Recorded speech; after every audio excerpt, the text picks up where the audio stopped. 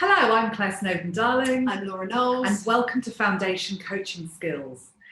We are really excited about this course. We created it because we are passionate about therapists and professionals working with members of the public or clients or even family and friends, actually having some really good professional standards and boundaries and being able to utilize a lot of knowledge and experience that is out there and bring it into their work, and actually just have some of the foundation pieces of core information that keep you safe and your clients safe.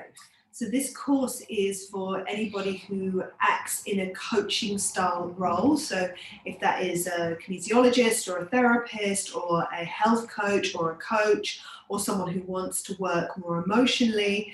And what we explore in this course is things like types of communication and what to look out for with things like posture in your clients and how to hold your posture so that you are giving the right kind of body language that means that you get that rapport going with your client. We also look at things like representational systems. So we're starting to look at really being able to drop deeper into language skills with your clients. So what Laura was just saying is that's a phrase called sensory acuity, being able to learn to train to use your senses to pick up non-verbal communication signs from your clients. And then we're building on your language and your communication to be able to communicate really effectively and develop that fantastic interpersonal skill relationship. We're also looking at barriers to effective communication. So when there's a difficulty that comes up with your client, how you are able to recognize that and some effective tools of how to deal with it. So really tuning into your observational skills of what you're seeing in your client and what they maybe from a non-verbal perspective are trying to communicate. Yeah, really lovely. The other thing that we work on in this is consent, and consent is something that's really not talked about often enough, because it's not just about the client consenting, it's what does consent mean, and what is the difference between implied and informed consent, and how do we legally gain consent and actually document that, and which parts do we need to document and which parts don't we need to document. We also look at the issue of confidentiality. So you are working. Confidentiality is so important, not only from a legal standpoint, but it also builds trust with your client. So what actually is confidentiality and how you build it into your clinic, how you communicate it to your clients, and then how you hold those standards up.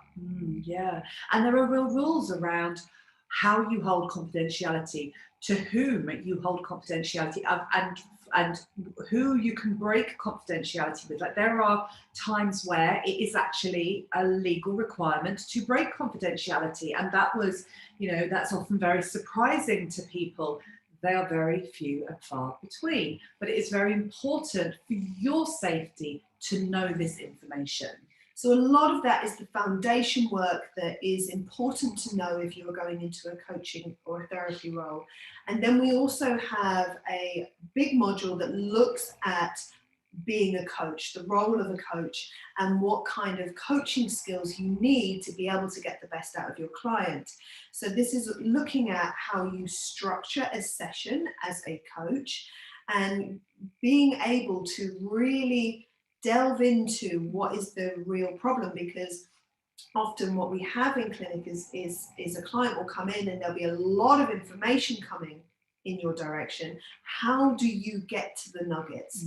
And when you get to the nuggets, that's when you can really, really help someone. Absolutely, and there's a lot of background information to get to that. So even down to how you structure a session, so how that becomes something that feels familiar to a client so they can trust it, even down to how your room is laid out. All of these things are actually really important in creating safety, confidence, trust, rapport. We explore coaching questions that you can use. So we built a toolkit that you can use when you're working as a coach.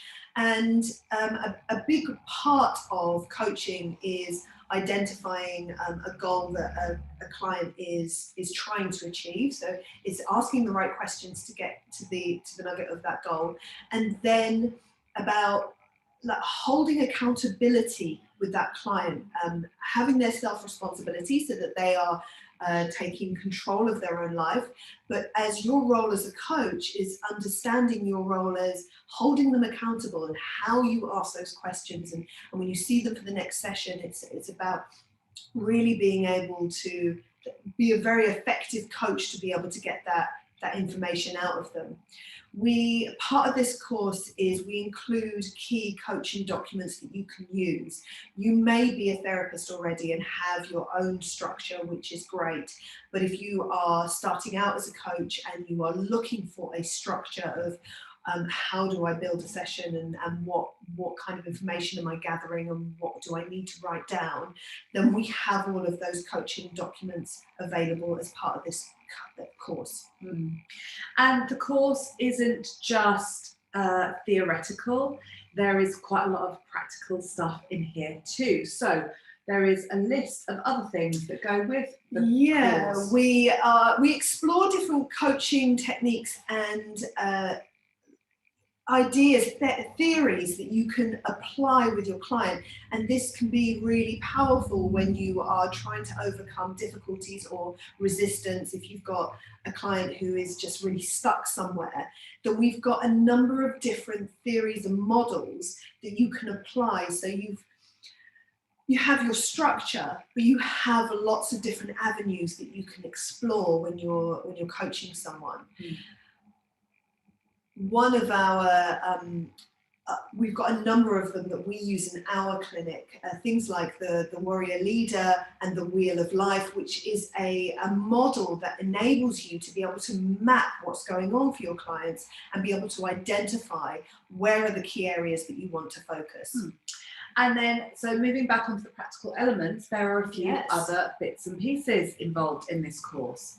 So you have the online portal that has over 30 lessons that you will work through, and there will be assessments at the end of each module to test whether you've understood correctly and taken that information in. We also are going to have included a peer coaching session, so you will be partnered up with a peer who is also going through this course, and you will be coaching each other.